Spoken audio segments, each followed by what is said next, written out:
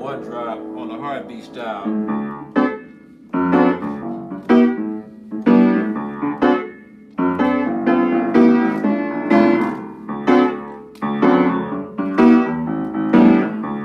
Let me just turn it up like this.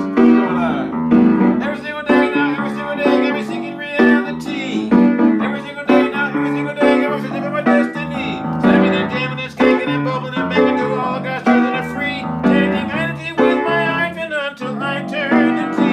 Dog, I'm seeking reality. Heavenly Father, seeking reality. Oh, oh yes, I'm seeking reality. Yes, I'm seeking reality. Every single day now, every single day, say subhanallah, alhamdulillah, Allahu Akbar. Say subhanallah, alhamdulillah, Allahu Akbar. Every single day, subhanallah, alhamdulillah, Allahu Akbar. Subhanallah, alhamdulillah, Allahu Akbar. I'm seeking reality. Heavenly Father, seeking reality. Oh, oh, yes, I'm seeking reality. Yes, I'm seeking reality. Come on now.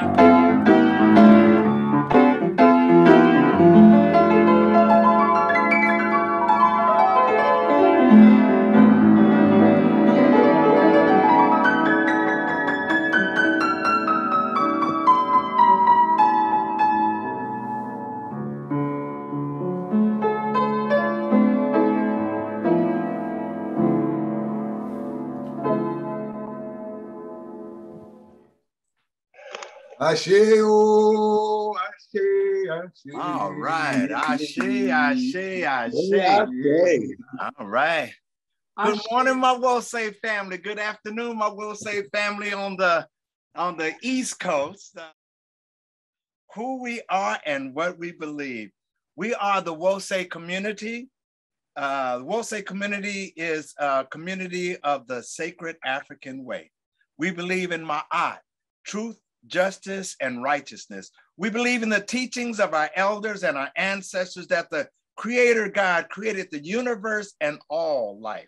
And He has placed in each of us a part of the divine spirit. God living in us and through us has given us the right and the power to establish peace and justice in all human life and true harmony with all of creation. We believe in the living faith of our ancestors. Our way is not merely ritual or belief. Our way is the way of life. Ashe. Thank you so much, Baba Sydney. Thank you. We are a team here. Teamwork makes the dream work. Yes, indeed. Welcome everyone to Wose Community of the Sacred African Way. My name is Rana. Some will say MIT Rana. Either way, it's still Rana at the end of the day. We welcome you all. And what you just heard from my brother, Baba MIT Sydney, was a little bit about who we are and what we believe.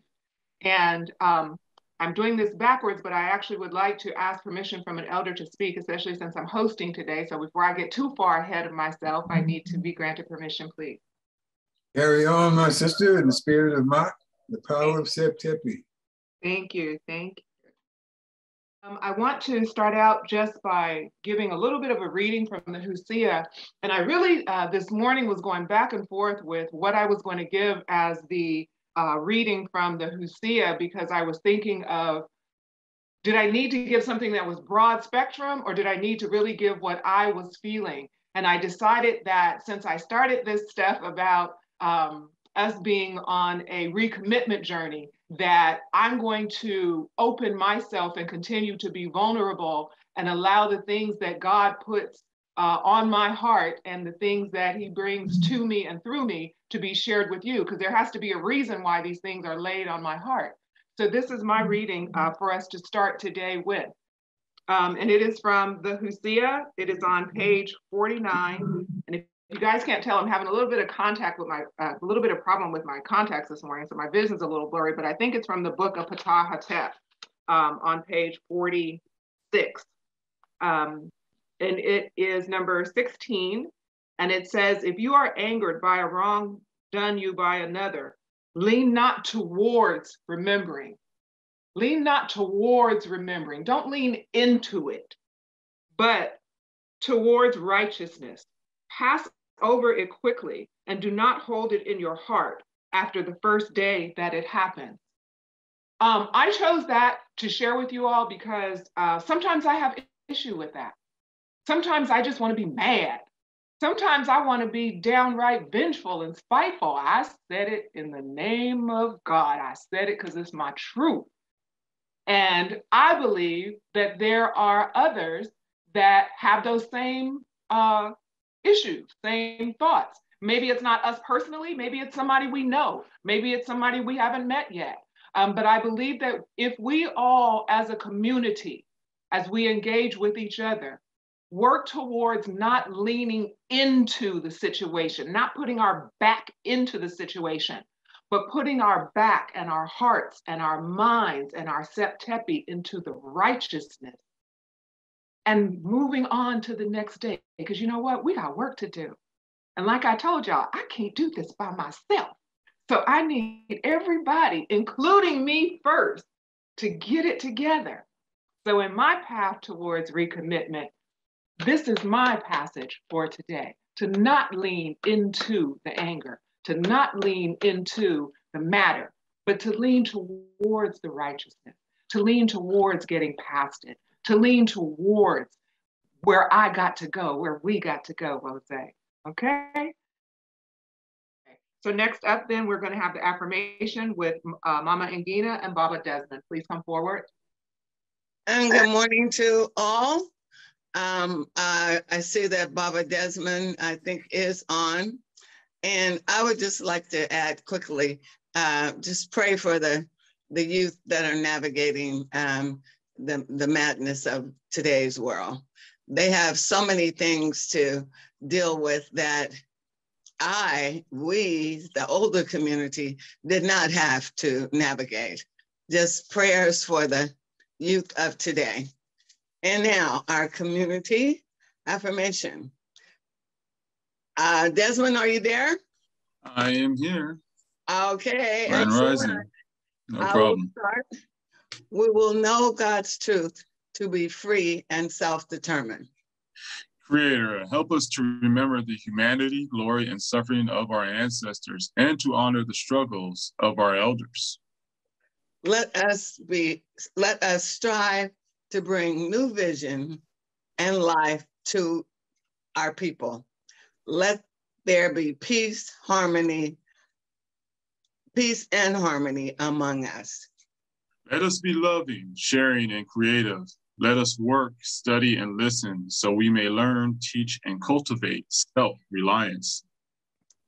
Grant us power, O Holy One, as we struggle to resurrect our hearts and our homeland. We will raise our children according to the needs of our nation. We will discipline with discipline, patience, devotion, and courage. We will strive to be the living models of the new direction of our people. We are an African people. We are the children of God. Asheo. Amen.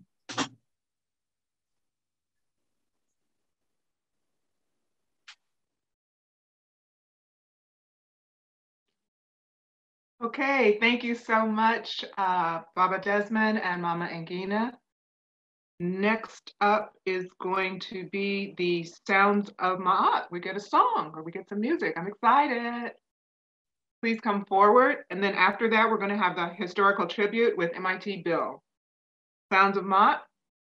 Well, family, today it is just me. Baba David let me know that he is not feeling well. I've got baby Sankara, so let's just see if I can do something a cappella, and then if not, I have a video that I can play for y'all. Will that work? We're excited. Okay. Okay. Let's see. How can we have peace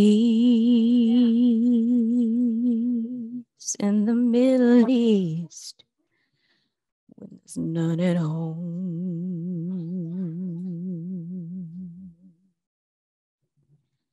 How can we have understanding in the land If there's none in the woman, and there's none in the man, how can we heal the wounds of the world if we cannot heal our own? And where does this peace on earth begin, if not in the home?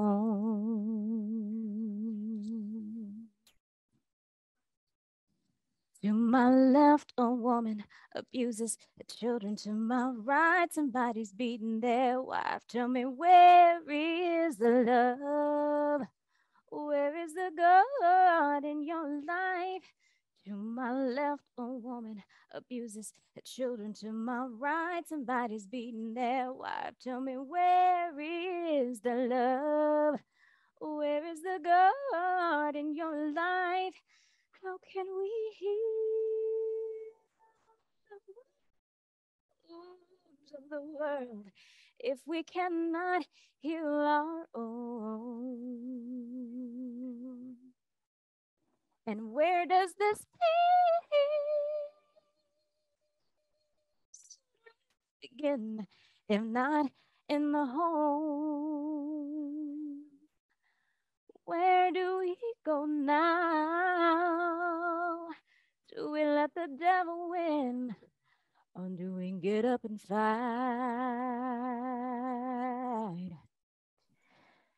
Surely we know how to conquer all our fears, bring an end to the violence, bring an end to the tears. How can we heal the wounds of the world if we cannot heal our own? And where does this peace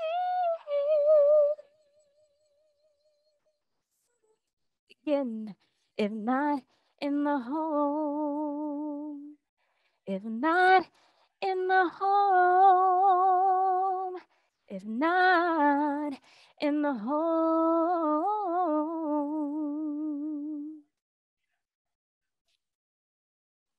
Oh, That was so beautiful. as MIT Malik often says, let's give her a black hand.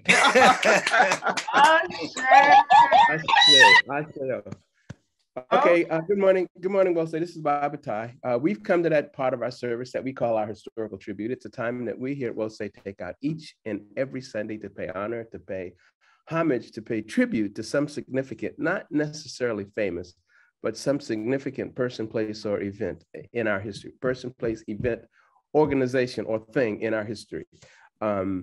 We do it for several reasons. We do it because we want our youth to know that because we have done great things in the past, they can do great things in the future. And we do it because we know that if we don't talk about what we have done, it will be forgotten because other people won't talk about it. And we do it because we want to keep alive at least 7 generations of our people's history. I'm the coordinator of the historical tributes, so I get the honor to often introduce the people who are doing the tributes for this morning. And this morning, I would like to introduce one of our MITs, will soon be a minister, a full-fledged minister, who's doing, I think his second, maybe his third historical tribute. I want to now bring forth MIT Bill, my brother. Come with it. And thank you. I'm trying something a little new today, but I think these things I'm saying you may already be familiar with. You've probably seen those sayings from Booker T and from Arthur Ashe. But those things are things we do today, every day. And these are the things that enable us for our future. Now, a couple weeks ago, Baba John Jackson came through with a fantastic historical tribute about C.R. Patterson. I'd like to repeat just a little bit of that for you now. The carriage building industry had collapsed. From 13,800 manufacturers in the U.S. in 1890 to fewer than 100 in 1920.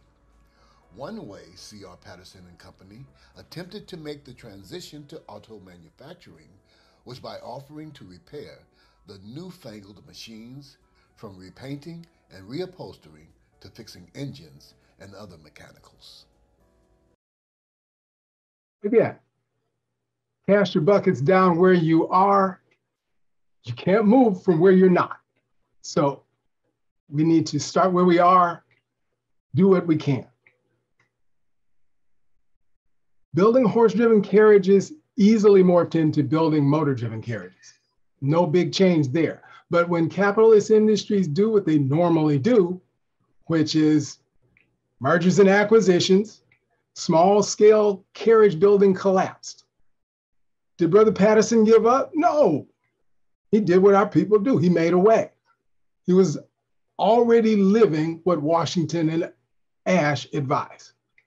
Brother Patterson focused his innovation on serving the revised needs, repair, repainting, and reupholstering. Baba Jackson went on with a bit more about C.R. Patterson. In 1913, Henry Ford had introduced the moving assembly line at his Ford Motor Company. And by 1915, his mechanized factory was pumping out hundreds of thousands of Model T cars annually, priced far less than Patterson Greenfield's Roadster, which sold for between $685 to $850. While the tiny Ohio firm created a beautiful, well-made vehicle, it couldn't compete against Detroit's burgeoning industry giants on efficiency or on price. Unfortunately, the Model T had cornered the automobile market. Oh, cornered the market? How'd that happen? There were over 1,200 car makers before World War II. After World War II, there were 3. How'd that happen? Well, having 1,200 plus car makers. Now, more recently, headlines have complained, some folks have complained that Obama was picking winners. But what do you think happened in World War II?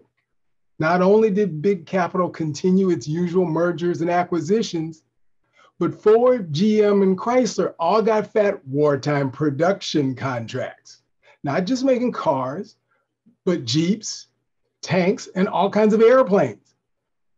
Without federal contracts, no car maker survived the Depression in World War II. We ended up with just 3.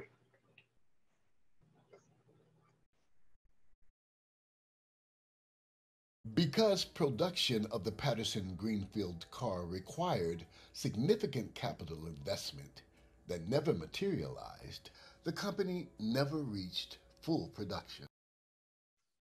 Sound familiar? Sounds to me like discriminatory USDA financing. Farmers getting subsidies every year, but not for certain farmers. Redlining by both public, federal, and private mortgage lenders. Sounds awfully familiar to me. Still, some persevered.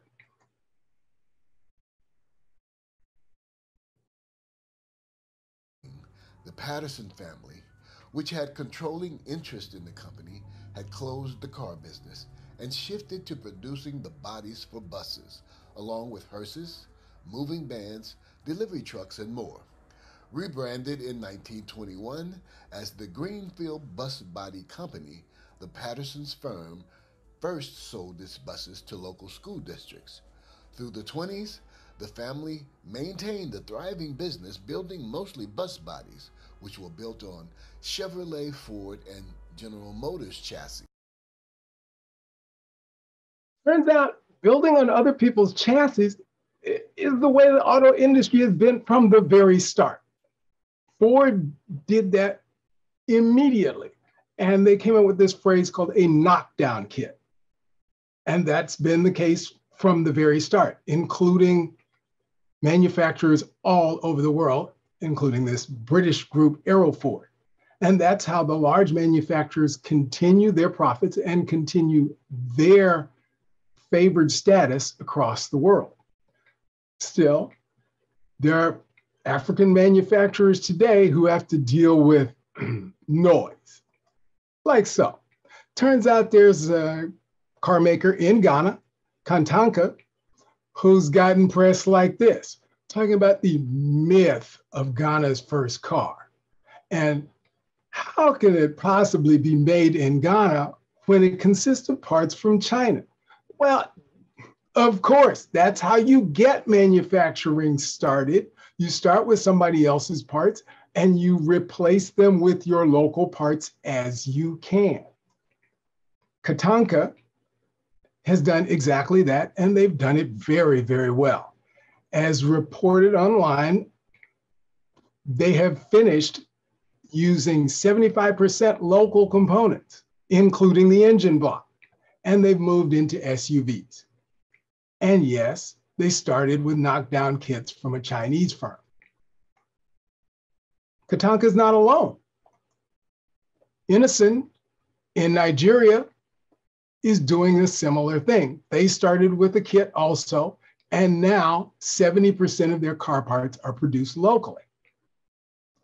And finally, I'd like to draw your attention to Kaira Motors, which is a state enterprise in Uganda, established for the development of job and wealth creation. This is really one of the best of the ventures in terms of being strategic about applying our collective resources. Again, it's about Umoja, it's about Ujamaa. By having a state enterprise and having a university join in the work and the development, they get around all the subversions of the International Monetary Fund and the EU and the other traditional opponents. And this is how we move forward. Ashe. Asheo, Baba Bill. Asheo. Thank you so much. Ashe, Baba Bill, go on with your Thank you self. Go on. You know, I love to learn. It's one of my favorite things to do, like clicking that button, learning how to do that. Okay. I love to learn, and I can count on so many people with the historical tribute to bring some information that has an angle on it that maybe I didn't know before, or has some different little tweak that I didn't realize. And it sends you back to buying another book, which Jose will have you doing all day, every day. But that's okay, because, you know, just keeping the brain juices flowing. Next, we're going to have some more music. So that's going to be good. A song by Baba Damu. And then that's going to be followed by the Litany of Sacrifice with Mama Latrice and possibly Baba David. So first, please come forward, Baba Damu, with a song. Good morning, Jose. Thank you, Ms. Katrina Rana. Can everyone hear me? Because I've been having problems unmuting and muting myself. Yes, we can hear you. Okay, thank you. Okay, the song I chose to do this morning is an old spiritual called Deep River. And the prayers this morning and the things that our people are going through inspired me to do this song because we're going through so much trauma and turmoil and persecution. As the sisters said in her prayer, you know, how they treated her at one of the healthcare providers that's supposed to be so wonderful. One that I thought about changing to recently because I thought it was so wonderful. That is Stanford. But we know that in all of the institutions, there is the seed of barbarism and evil. Their whole medical system is based on the exploitation and oppression and persecution and torture of Black people. So I wanted to just accent that reality for us, but to say that there's a deep river for us to cross, but we are more than up for the task. With God on our side, and God is on our side, we can cross this deep river and provide the world with a better model of how to live according to Ma'at. So I will play this song, and I will ask that you please pray with me as I play. I am dealing with some issues. My piano is slightly out of tune, but God bless us and His will be done.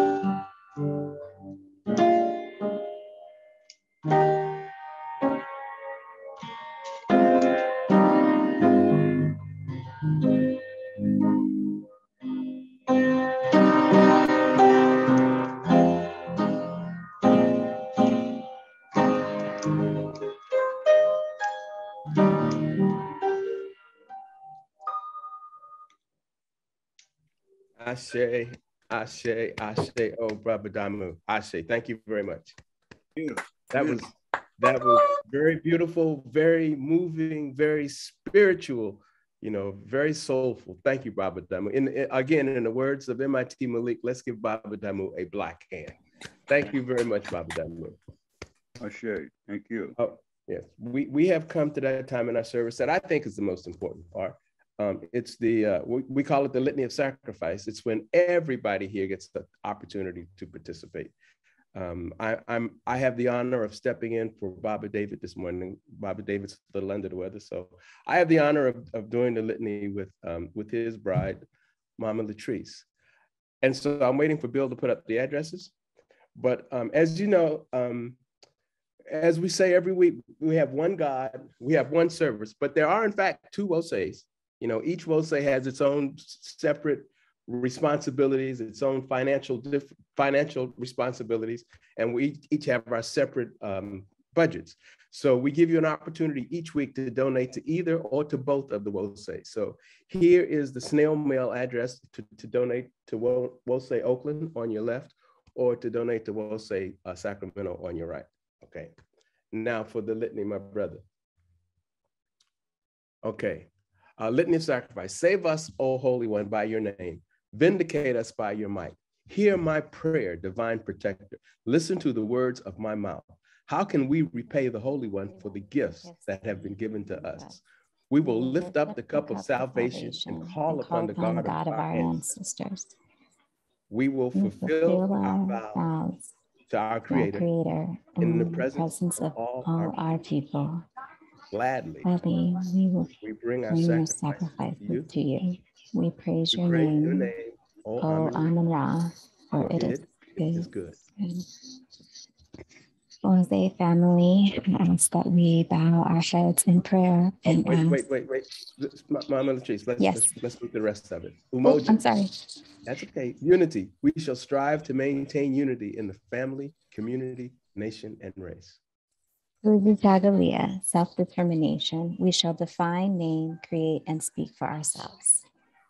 Ujima, collective work and responsibility. We shall build and maintain our communities together. Our brothers and sisters' problems shall be ours to solve together. Ujama, cooperative economics. Together we shall build and maintain our own businesses and together profit from them. Nia, purpose. We shall make our collective vocation the building and developing of our community and the restoration of our people to our traditional greatness. Umba, creativity. We shall do all that we can in any way that we can to leave our community more beautiful and beneficial than when we inherited it. Imani, faith. We will believe with all of our hearts in our God, our struggle, and in the righteousness and the victory of our struggle. Let me read that again. Imani, faith. We will believe with all our hearts in our God, our people, and in the righteousness and victory of our struggle. Ashe. Ashe. All right, y'all. So now I ask that we bow our heads in prayer. And thank you for the opportunity to come together in unity as community, as family, as foundation, as strength, asking that all of those that were able to give, who had the heart to give, the mind to give, and the will to give, were able to do so. We ask that you exceedingly meet the expectations of what folks are needing at this time, and that everything that was brought together in spirit be multiplied and used for the betterment of our community and of ourselves. We ask that you bless those who were able to give and those who were not. We ask that you hear the silent prayers of those that are in need and the voices that have been uplifted as we come together. We thank you for all these things, and in your name we pray most graciously. Amen. Amen. Ashe. Amen. Ashe. Thank you, my sister. Ashe, thank you both, Baba Tai and Mama Latrice, very much for that. We appreciate it. Moving forward now, we are going to get ready for the message, which is going to be delivered this afternoon by Minister Alicia. I would recommend that if you don't already have a pad and a pencil or piece of paper, that you scramble really quickly for one, I would recommend that if you don't have water, it's too late. You should have that already. And that you get ready to get some knowledge, that you get ready to get some understanding, that you get ready for a perspective that's going to open your brain a little bit, fire some new synapses, stretch you out a little bit, catch some air between your ears, and then process it all and see how it fits into your life. I bring forward to bring the word my sister, Minister Alicia. Come forward and give the word, sister. Greetings. Thank you, Sister Rana. Thank you, MIT Rana. So greetings to everyone on this beautiful day, all the African brothers and sisters, everyone who's watching this in this time, and everyone who'll be watching this in the time that we would call the future. First, Most High, let the words of my mouth and the meditation of my heart be acceptable within thy sight, O Lord, my strength and my redeemer. Amen, Ashe. First, I want to acknowledge this time that we are in. I'm just gonna jump right in. I hope y'all ain't worried about that. So basically, I just wanna acknowledge this time that we are in right now. We are in our first month of spring, having celebrated the equinox on March 20th. This time is to celebrate the rebirth and to focus on renewal and awakening.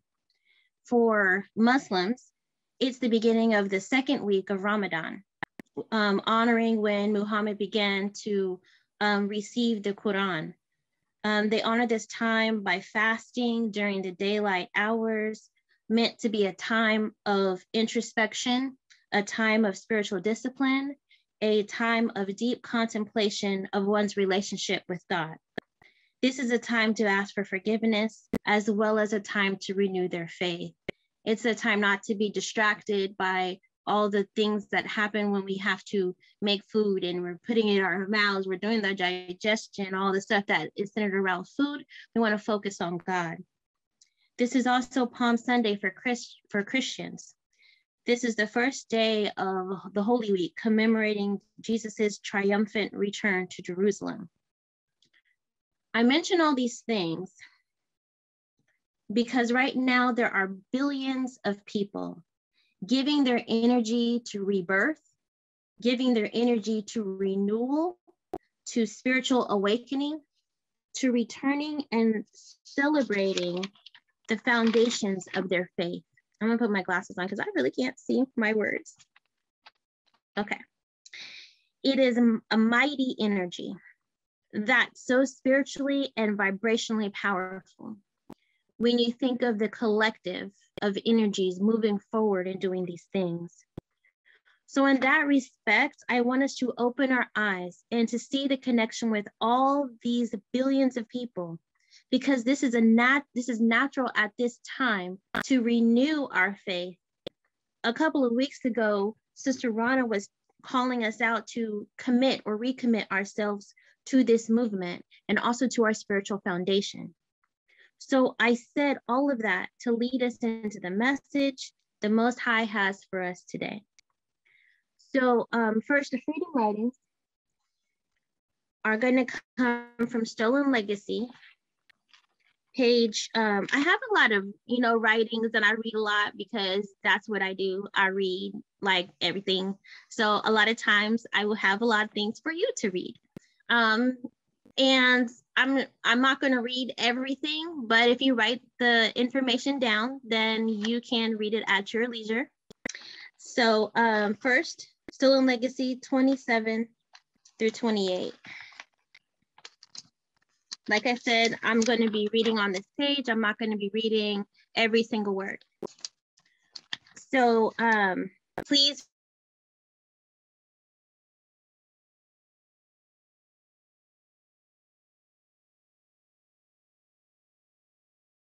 read this at home. The Egyptian mystery system had at its most important object the deification of man, and taught that the soul of man, if liberated from its bodily fetters, could enable him to be godlike. and see the gods in this life and attain the beatific vision and hold communion with the mortals. Skipping down, it involved a process of disciplines or purifications both for the body and the soul. The mysteries had 3 grades of students: the mortals, the intelligences, the creators of the sons of light. And we'll be talking about that a little bit more later.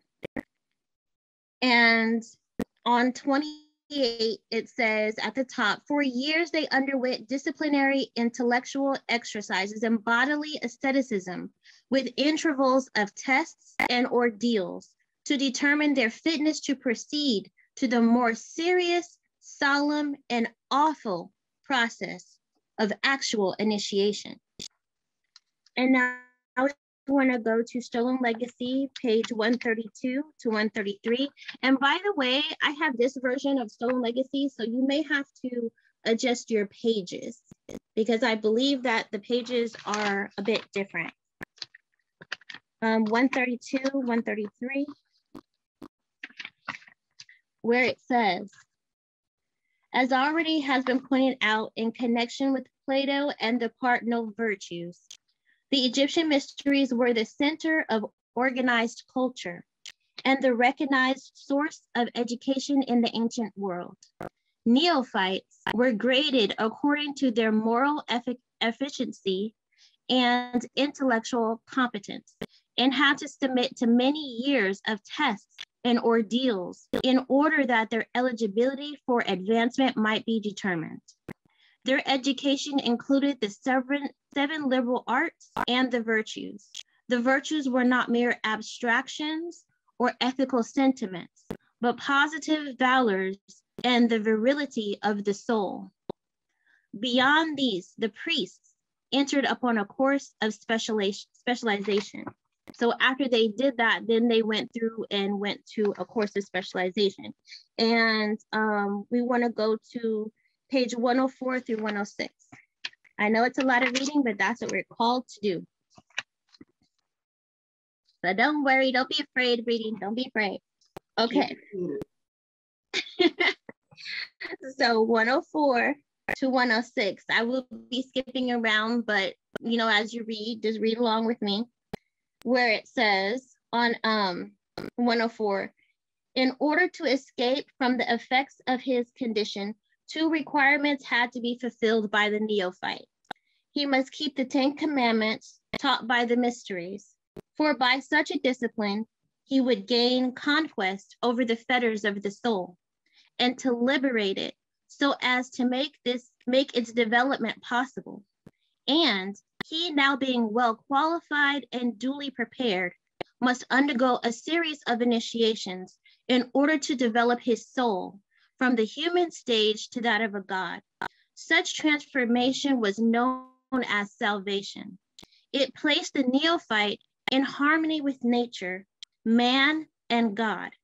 It deified him, made him become godlike, and this attainment was known as the highest good. Now down to the middle under B, it says the doctrines of the 10 virtues and the 10 fetters are as old as the Egyptian history itself. Each commandment or discipline represents a principle of virtue, and the function of each virtue was to remove a fetter. All the way down to the bottom, it says this system of ethics, as has already been mentioned, belonged to the mystery system of Egypt, which required neophytes in preparation for initiation to keep the following 10 commandments, underlying which were the 10 principles of virtue. The neophyte must control his thoughts, control his actions, have devotion of purpose, have faith in the ability of his master to teach him the truth, have faith in himself to assimilate the truth, have faith in himself to wield the truth, be free from resentment under the experience of persecution, be free from resentment under the experience of wrong, cultivate the ability to distinguish between right and wrong, and cultivate the ability to distinguish between the real and unreal. He must have a sense of values. So with all that said, I want to give you the title of today's message, which is Slow Down. Get your foundation tight and right and work in excellence. Again, I will repeat it. Slow down. Get your foundation tight and right and work in excellence. So well said. Have you ever done things in haste and realized when you were done that if you had taken more time, your work could have been better? Your relationship would have lasted, or your food choices wouldn't have caused that extra 5 pounds. The Hosea says, one does not run to reach perfection. So in reading about the learning that took place in Kemet, I can see why our ancestors were the spiritual and moral and educational authorities of their time. In understanding spiritual cultivation and human behavior, our ancestors knew that in order to create the moral society that they wanted, they would have to take time to teach and learn without haste, so that the learning could be whole and that the teaching could be whole, and that the person learning could have time to absorb the material enough to fully understand and use it so that it becomes his or her character. But we live in 2022 in the age of, ain't nobody got time for that. But Most High, who stands outside of time and space, yet knows it well because he resides within us, is telling us to come home, to take a look at where we might be lacking in the strength of our beginnings, to renew and deepen our relationship with him, to spend more time getting these things tight and right. So we look at this and we say before the neophyte could even go through any type of initiation, they had to be able to keep these 10 virtues. So we're looking at the 10 virtues here. The first one is control of thought. So I immediately said to myself, when I heard control of thought, I said, as a man thinketh, so is he. Because what we think of, often we end up saying. And what we end up saying and talking about, we end up doing. Those things become habits to say and do. Then after time, that becomes a part of a person's known character. If you have always thought that everything you say is right, then you become someone who does not listen. And the Hosea says that surely the fault in every character lies in not listening. The Hosea says in the book of Knowing Creations that the seeing of the eyes, the hearing of the ears, and the breathing of the nose, we're talking about your senses, your experiences, the way we are able to get information from the outside world in, is the seeing of the eyes, the hearing of the ears, and the breathing of the nose. Those are communicated to your heart and mind. And the heart and mind cause all perceptions to come forth. Perceptions are our continuous thoughts, our patterns of thinking. And what the heart and mind think and wish is declared by the tongue, meaning that you spend your time thinking, what you spend your time thinking about, you end up talking about. And at the end of the book of Kunanuk, it states that the tongue is a person's balance, and it is the balance which discovers defects. Basically, you get to talking and discerning people can see where your thoughts are. We can see by the way you talk, what you talk about, the themes that you're saying, how you are addressing others, what it is that your thoughts revolve around. And here's the thing also about our thinking. Since your thinking bleeds out into what you say, as in declared by the tongue, we also have to understand what comes next as the Creator's children. It says back in the book of Knowing Creations that indeed every word came into being through that which the heart and mind thought and the tongue commanded. So what we're putting our mind on, we end up saying. What we end up saying, we continue to say, and it creates it into manifestations. This is how the universe was created, through the power of the word. This is how a lot of times we create things in our situations, through the power of the word, because we're mulling things over and then we keep talking about it, and then we see this creation come about in front of our faces. So just a few tips on controlling our thoughts. First, understand that thought doesn't mean random pop-ups. It doesn't mean like those things that just come through your mind, float through your mind, and it goes out. It goes in and goes out, because we take in a lot of information.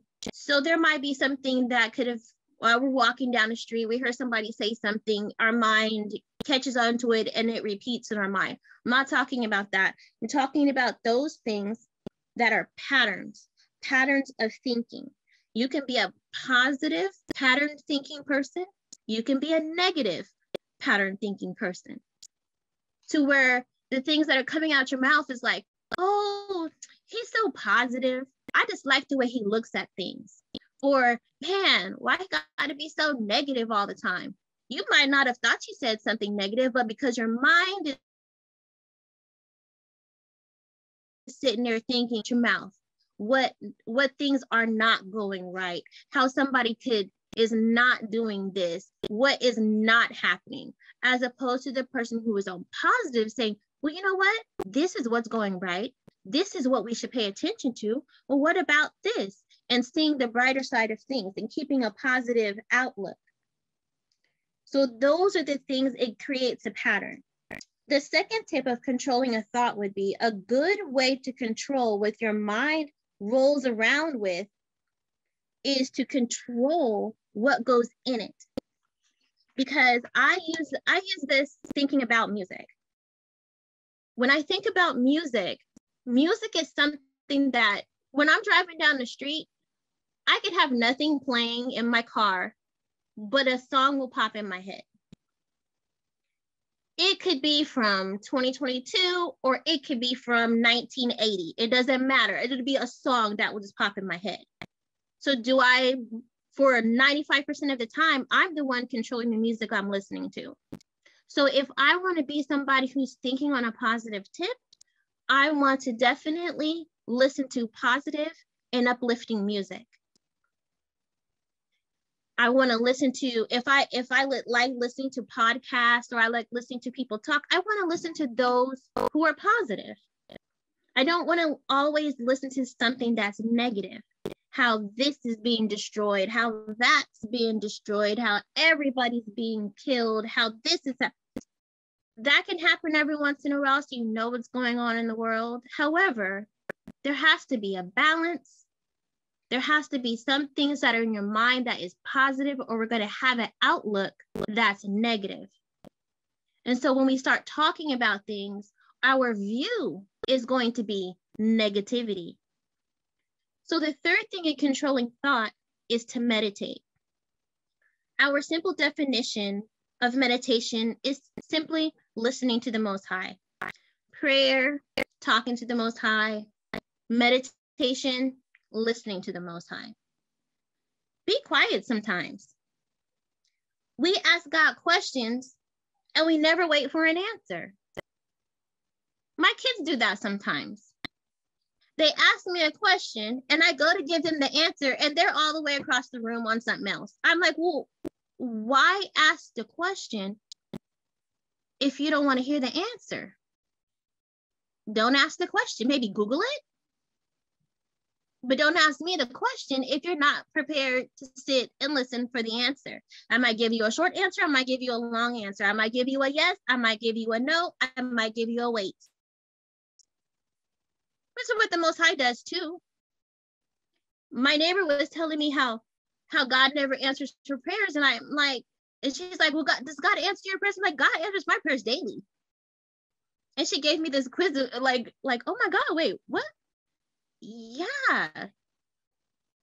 A no does not mean that God did not answer your prayers. It means no. Period. your prayers have been answered, as in, no, don't go that direction. Don't do that thing. That person ain't right for you. A, B, C, and D. It means no. But your prayer was answered. Or wait, this is not the right time. My daughter, I will give you this, but not at this time. My dad's good for saying that, not at this time. So at a future date, maybe these things can happen, but this ain't the right time for you to get that big giant house with a luxury car. You're not in the right mindset to receive that. So we have to understand that sometimes we need to be quiet in order to listen and hear what the Most High has to say to us. That will help us control our thoughts. Next is control of action. Actions go hand in hand with our thoughts, as we see, as we were talking about. And I just want to give you this one example. One day, Avante, my eldest, my stepson, he got in trouble for fighting at school. And so he comes home and he tells his dad and I, and so his excuse was, well, the person hit me, so automatically, of course, I had to hit him back. So Stiley hit him and sat there and waited. Avante didn't hit him back. So he's like, well, son, what happened to the automatic response of if you get hit, you have to automatically hit back? And he said, well, Dad, you're my dad. I can't hit you. So that was a question. He said, hey, why don't we think about that? Because this says to me, it helped Avante to understand that he has control over his actions. What he did was by choice or programming. Because we do tell our kids, okay, so if so-and-so hits you, then you hit them back. Don't let nobody put their hands on you. Our kids is that. I mean, that's what we do. Maybe there might be one or two people in this room under the sound of my voice that did not tell their kids that at any point in time. But at some point in time, in a lot of African-American communities, this is our teachings. Okay, so it was either by choice or by programming that when somebody hit him, he went and hit him back. But when his father hit him, he knew better that he wasn't going to ball his fist up and hit his dad back.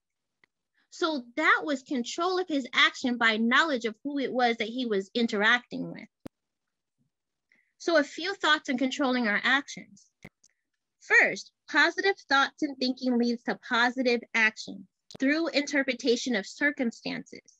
For one, if you know that your father's trying to teach you something. Your father's trying to give you the best of his examples. So if he goes and hits you in a conversation, you're not thinking, oh, he's out to get me. That's if you have a good relationship with your father. So thinking, positive thoughts and thinking leads to positive actions through interpretation of circumstances. If your thoughts are positive towards someone, they can do something that you might not like, or that might not be the epitome of wonderfulness of this person, and you're more likely to forgive them. You're more likely to see it as maybe that person's had a bad day. You're less likely to become unrestrained yourself, less likely to be pulled to whatever level that person's on. So if you're at a positive state and you have a positive mindset with this person, you're thinking positive things. So even if they do something that you don't like, you can still be like, okay, well, that's out of character. Maybe that person was having a bad day. Okay, they did that. It's not something that you go and you're on their level and both y'all doing this and both y'all doing that, because of your positive mind state. That will help you to control your actions. The second thing is Raul Nefer Amen instructs us to consciously program our behavior responses to triggers in a positive way through the Aset faculty of imagination. So that's when we see ourselves in our mind's eye with whatever scenario it is. Because, in being Africans and knowing ourselves, because that's one thing that we work on, that's one thing we talk about, is knowing ourselves. If I know that when this person comes by my desk at work and starts tapping along and says this or that to me, I'm going to get heated. I might say something out of character. If I know that, in my mind's eye, in my imagination, what I do is I go through the scenario in my mind and I implant into my spirit a positive action held with the emotion of peace. That's another way to control our actions. We set that in our minds that this is what we do in this particular situation. Because a lot of times when we're in the middle of the situation, we do a snap. Okay, this is just what's happening. This is just what's, and then later on we go back and we're like, oh, maybe I should have, maybe this wasn't right. Robin Nephramen is saying to control what it is that we do when we are triggered or something happens, we want to make sure that we respond in peace. We want to make sure that we hold that standard that we set ourselves with. So in that, we make sure that we imagine ourselves in that situation and keep working the positive reaction into our spirit, whether it's a positive words, some way you could say something better to someone, because maybe somebody keeps coming up to you and saying one thing and then you snap back at them, or somebody's always backing up too close to your car and you end up having words with them. It could be a negative neighbor. It could be any type of negativity. You can go into your mind's eye and imagine yourself doing what it is that's right, doing what it is that continues peace, having an emotional peace during this activity. And then when it comes up, your automatic response has already been programmed into your being. So next, devotion of purpose. In the book of Coming Forth by Day, it reads, in the Hosea, it reads on page 106,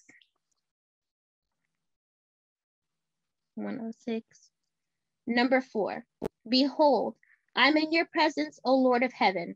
There is no evil in my body. I have not knowingly spoken that which is not true, nor have I done anything with a false heart. Grant that I may be like those favored ones who are in your following, and that I may be an Asar, one vindicated and risen, and greatly favored by the beneficent God. We're talking about devotion of purpose. We're talking about purpose. And it also says in Stolen Legacy that our purpose is salvation of the soul. We are here on this planet to perfect our spirits. So whatever is done here, whether it's good, whether it's bad, whether we claim it to be ugly, we have to use it to learn our lessons, the lessons that we have come down here to learn. This is the ultimate goal, the ultimate purpose. So to devote yourself to that purpose, ask yourself questions when making decisions. Like if you want to buy a house, ask yourself, why do I want to buy a house? To what purpose? To what end? To what am I learning in the process of doing these things? How is it moving you forward? How is this moving me forward in my purpose? Ask ourselves questions. That's devotion to purpose. And we want to be devoted to that. We want to be always saying, my purpose here is to perfect my spirit. So that gives us another different understanding on other people and different situations that we encounter. Because we're down here not encountering rainbows all the time. We're down here not always smelling the beautiful flowers. Those things are beautiful. I think it keeps our mind at peace. I think it keeps a balance between the things that we go through. It helps us to see the beauty of the life that we live. But mostly, we're here to perfect our spirits. So if we have devotion to that purpose, or devotion to the end of what Most High is telling you that you need to do here, we have to be devoted to that. Means everything that we do has to point that direction. Other than that, we're going off on a tangent. It's like when somebody tells you, if you want to be a doctor, why are you taking jobs as the fry cook? Or if you want to be a lawyer, why are you over here in botany class? Like, it's It's a good thing to learn about botany if you want to be a lawyer, but also it's off the train. It's off the direction of purpose. So it's good for information, but as far as moving toward purpose, it's not the direction that you're supposed to be going. So I'm going to lump the next three together, which is faith in the master to teach the truth, faith in my ability to assimilate the truth, and faith in my ability to wield the truth. So in a Kemetic mystery system, there were three grades of students that I read earlier. There were the mortals. These are probationary students who were being instructed, but who had not yet experienced the inner vision. And when I read that, it came to me, the light surrounds me. You put yourself in a position to be taught. If your mind says, I'm always right and I'm always the leader, then you're never in your position to be taught. The light is not surrounding you because you don't put yourself in a position for the master to teach you the truth. The second grade of student is the intelligences. These are those who had attained the inner vision and had received mind or nous. This is the light comes through me. This is your faith in your ability to assimilate the truth. All of those are together. This is wisdom. Now you have the mind of truth. You've read the books, you've listened to the teachers, you've taken good notes. The truth has taken root in your being, and you see ma'at dripping off you like water. You catch yourself doing things different, having different thoughts, desiring the connection with God more than anything. There was one thing about Muslims, one saying that they sing during one of their calls to prayer, when it says, prayer is better than sleep. When the light comes through you, there are certain things that are more important than some of the things that we give to our bodies. That's like when we're talking about fasting and prayer. We want to pray and connect with the Most High more than gorge ourselves with food, get some type of, comforts of life. We want to stay up. It's just like when you're a kid, when you're in high school and you're in love and you're talking on the phone with your man, your sweetheart, your girl, whoever you're talking to, and you're just like, oh, this person is just the greatest. You missed dinner talking to this person. You do not have your full 8 hours of sleep talking to this person. You're on the phone all night until both of you guys fall asleep. Talking about you hang up, no, you hang up, no, you hang up, no, you hang up. And you sit there and you talk with that person because you're so enamored with that person. You're in love with that person. And that's what we're talking about. The light comes through me. It's that light of love. That stuff has gotten down and rooted into you. So you're able to have that mind. You're able to have that mind like, I know I must feed the body, but Most High, I want to speak to you. Most High, I want to meditate and listen to you. I'm able to see things with the light of Ma'at. I'm able to see things with the light of God. The third grade of student is the creators or the sons of light. Those who have become identified with or united with the light. This is when we say, I am the light. So at first, we were surrounded by the light because we put ourselves in position to learn. Next, the light comes through me. So now, everything is rooted and we're starting to blossom. We're starting to grow. We're starting to speak Ma'at. We're starting to think Ma'at. We're starting to do Ma'at, right? And the next one was, I am the light. Understanding that I am the light. This is faith in my ability to wield the truth. This is when you understand that there is no separation. You affirm things and have knowledge that the God within is stating the affirmation. You're at one with the Creator in all life. You are the light. You understand that you and the Most High are one, and you act in that manner. You don't act into a manner that's the Most High would not act.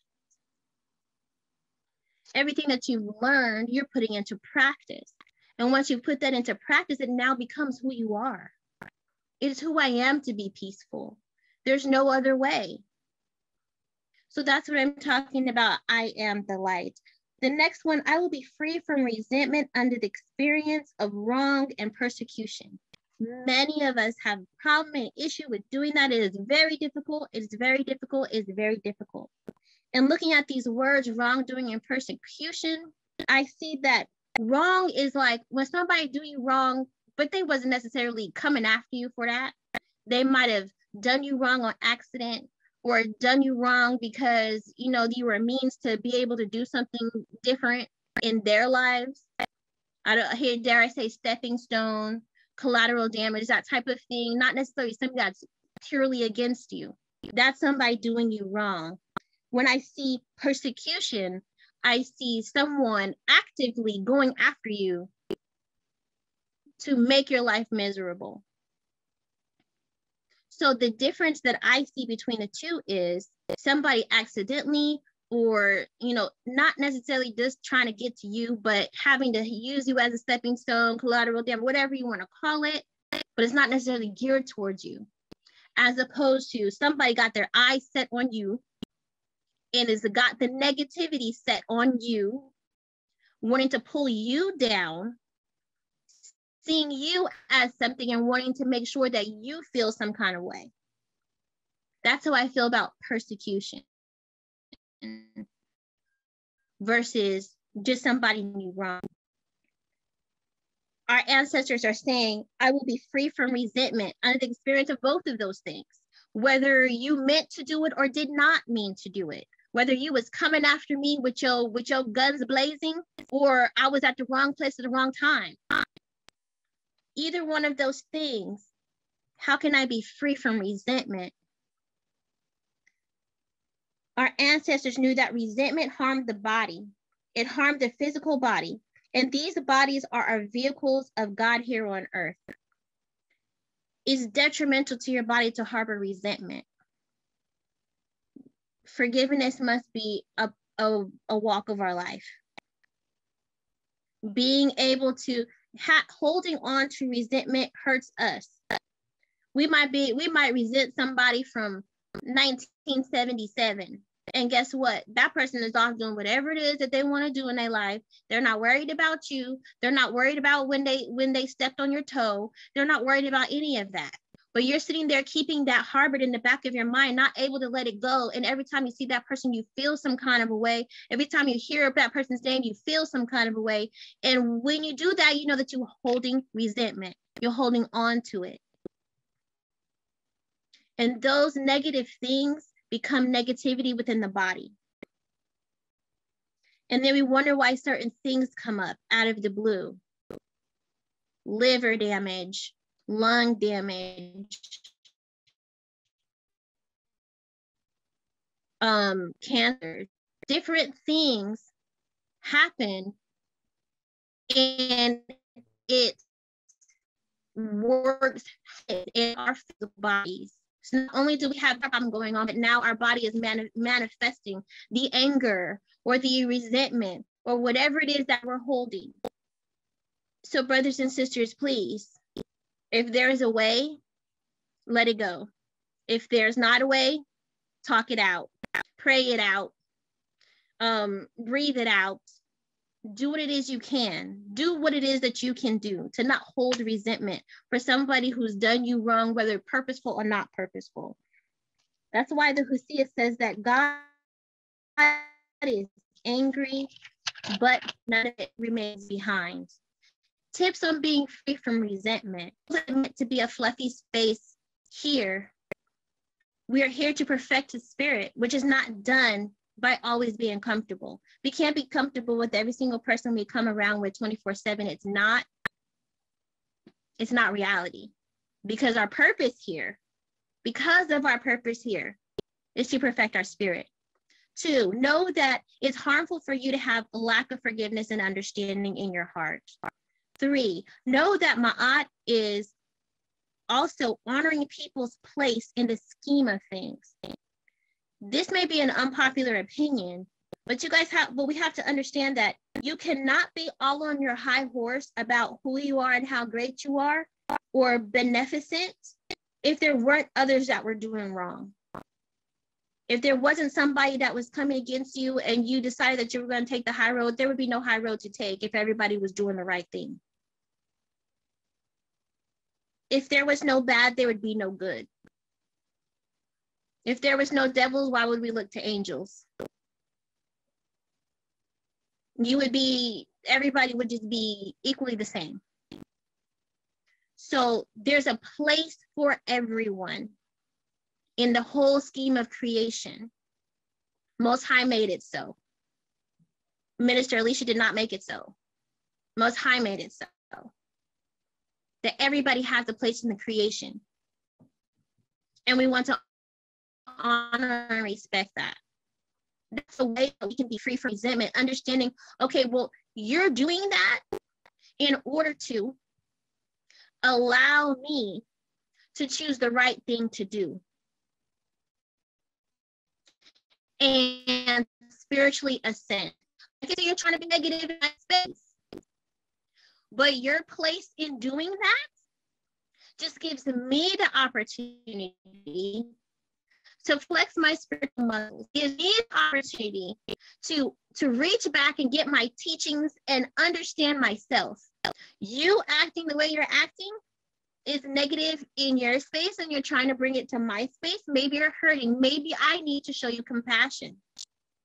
Just know that people do stuff, and guess what?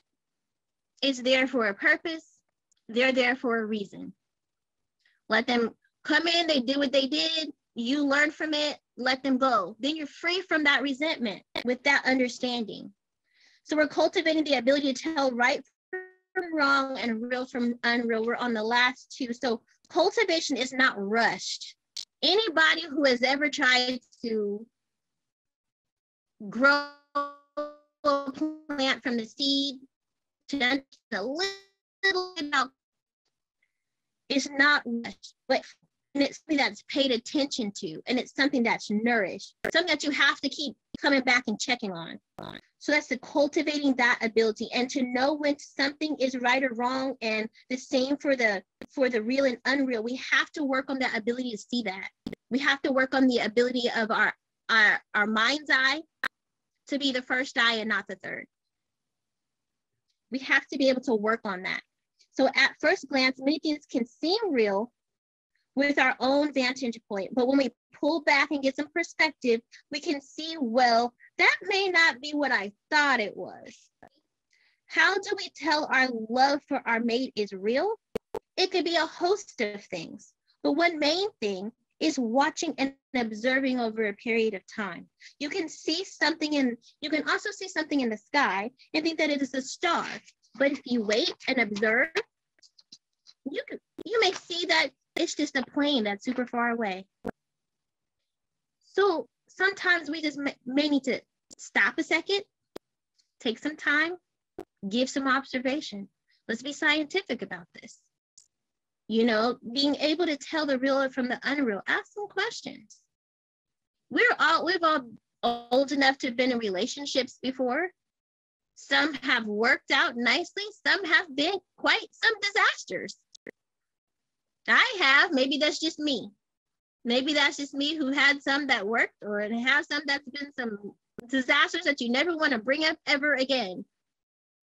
And so that helps you to say, okay,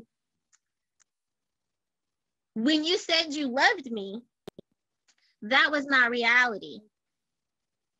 When you said you had love for me 2 weeks into our relationship, and then a month after, you're over there with homegirl, that's not reality. So we just have to be able to cultivate that, be able to see when that stuff is coming a mile away. It just takes time, and it takes patience, and it takes nourishing that part of ourselves. It takes being able to discern So ideas for cultivation, reserve judgment and gather facts and experiences. We do this with making our friends all the time. We might meet somebody and be like, hey, how you doing? And we just talk to them and we're cool. But then after a while, we see some of their behaviors is not what we want around us. After time, we might see that some of the way they speak or the way they handle their businesses or handle people around them is not aligned with what a friend should be or not aligned with what we want in our space. So those friends that end up falling by the wayside. It takes some time. We need to gather some of these facts. Number 2, don't always lean to our own first understanding. Settle ourselves down and ask the Most High to reveal what it is what we need to see. The 3rd is to get to know Ma'at. As we see what truth is, we can more be able to see what is right to do and what's wrong to do. Don't use the world as your ruler that you measure yourself against. You measure against the wisdom of our ancestors and the words of the Most High. I gave a message a while back that said, niggas ain't the standard. And in that message, I was talking about not measuring your right up against the level of wrong that other people do. Saying that, okay, I did this, but at least I didn't do what so-and-so is doing. So if my husband decides that God forbid, if my husband decides that he wants to slap me, is it any consolation to me that he says, well, I know how other peoples have punched their wives? Is that any consolation to me now that you just put your hands on me? Them niggas ain't the standard of how a husband should treat his wife. So we do not measure ourselves upon other people that way. We can look in the Hosea. The Hosea on page 44. The Hosea on page 44, number 11 says, if you are wise and seek your house to be stable, love your wife fully and righteously.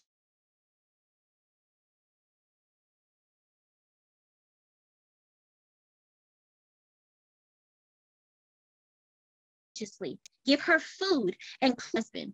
Be not brutal to her. Kindness and consideration will influence her better than force.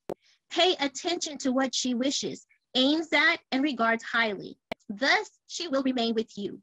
Open your arms to her and call her and show her your love.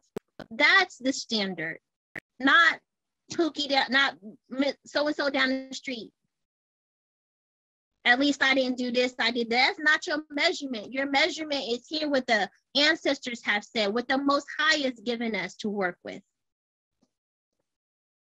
Those are ways and ideas for cultivation of knowing right from wrong and real from unreal.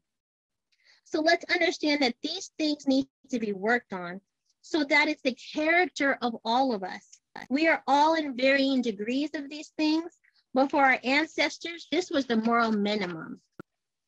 This was the minimum, what you were supposed to be. But they were able to teach that from jump. And it took years for people to develop. It wasn't a matter of months. It wasn't, even 18 years, 18, okay, now you're an adult, you can go do ABC, you have the mind and the wherewithal to do this and that and the other. It wasn't even that. You'd be taught until you learned.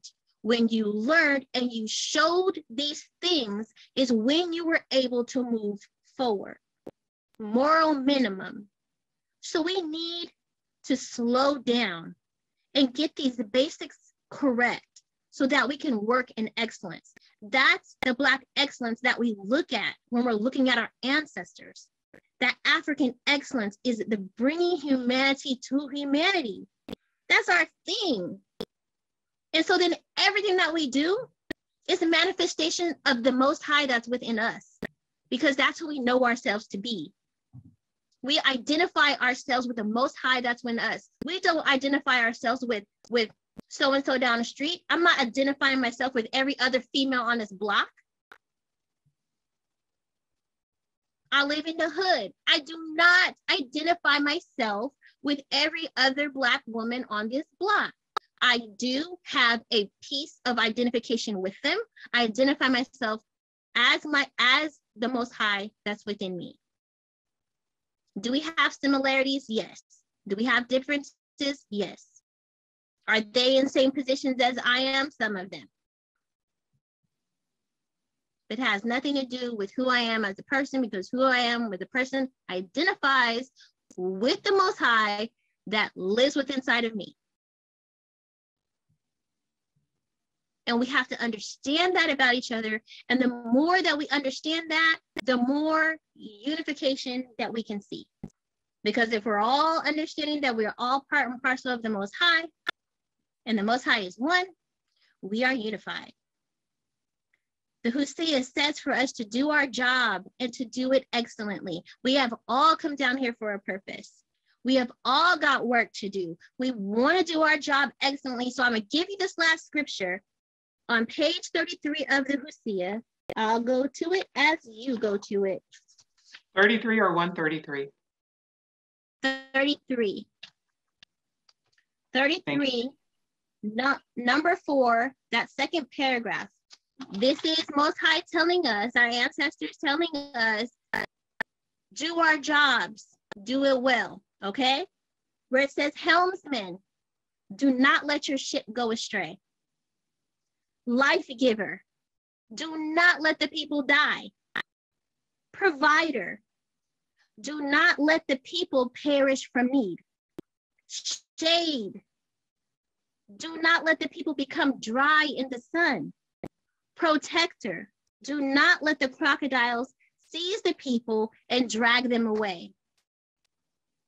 African people, we have to solidify that moral minimum and be of that excellent African character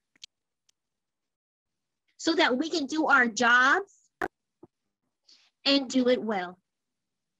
So slow down, let's get it right so we can see that African excellence. Amen, Ashe, Ashe, Amen, Amen, Ashe. Peace and blessings. Minister Alicia, oh my goodness.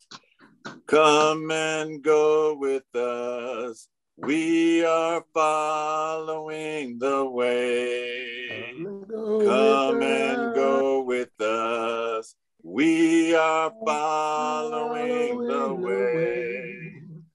Come and go with us. We are following the way.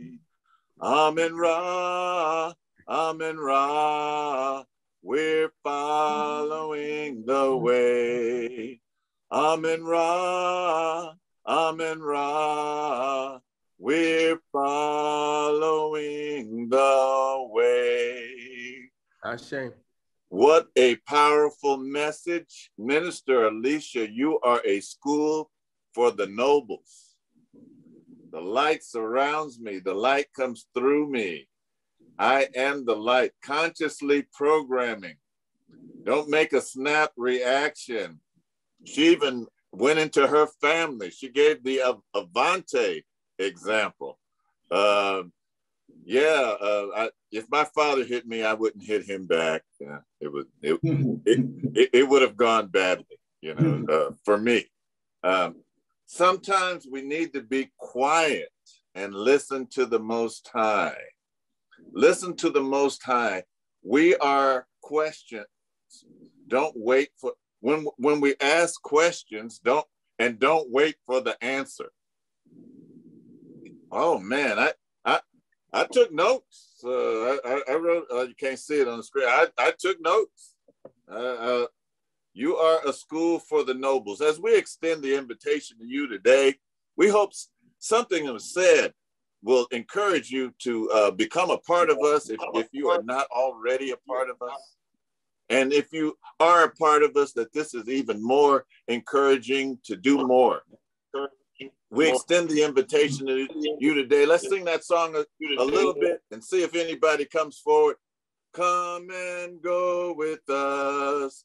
We are following the way. Come and go with us. We are following the way. Come and go with us. We are following the way.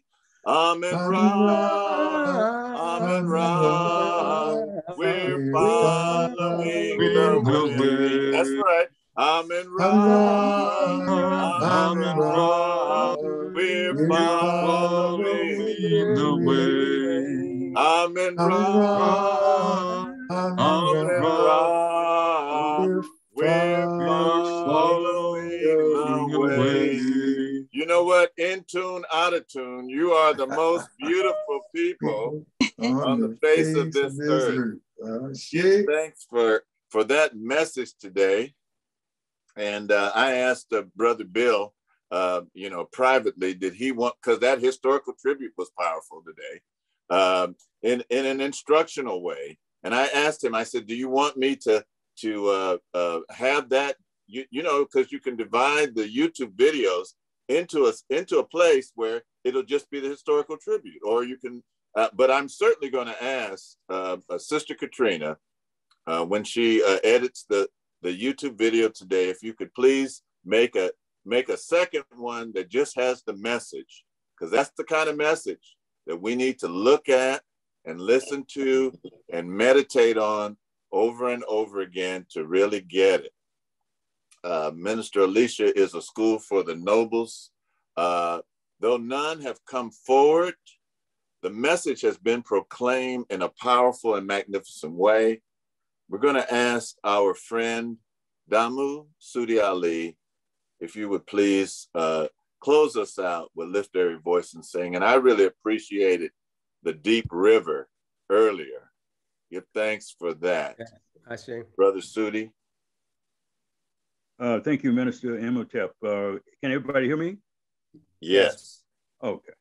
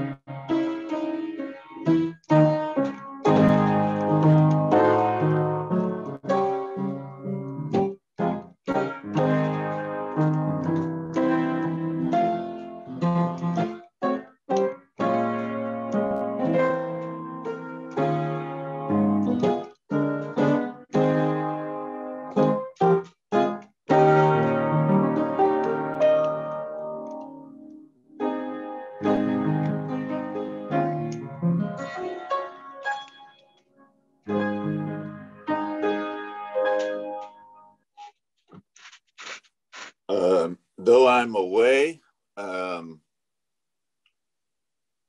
heart is resounding at 8924 Holly. My heart is resounding, even though we're not meeting there anymore, at 4311 Ottawa, because I feel like I'm there with you in person today. Thank you, Brother Sudi, for that rendition of Lift Every Voice and Sing. And now let's raise our hands. And now to them who is able to lift us up faultlessly before the throne on high, may they empower us to be a people with one aim. One aim. Name. One vision. One One vision. One vision. One faith. One faith. One destiny. One destiny. One love. One love. One heart. One heart. One God. One God. Let us call upon the name of that one God as our ancestors and elders have done for time immemorial, for countless generations. Let us all say together, Sudi, give us the note. Give us our note. Okay.